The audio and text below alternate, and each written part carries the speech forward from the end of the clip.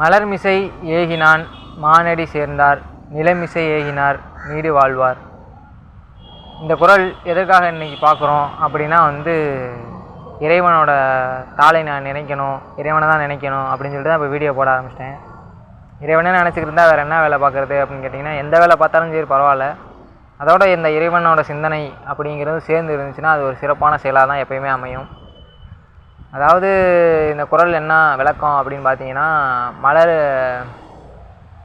மலர்மிசை ஏகினான் மானடி, இந்த மலர்மிசை அப்படிங்கிறது ஒரு பூ போன்ற ஒரு இடத்துல பதிஞ்ச கால் போன்ற அழகாக வர்ணிக்கிறாங்க, டக்குன்னு வரமாட்டேங்குது.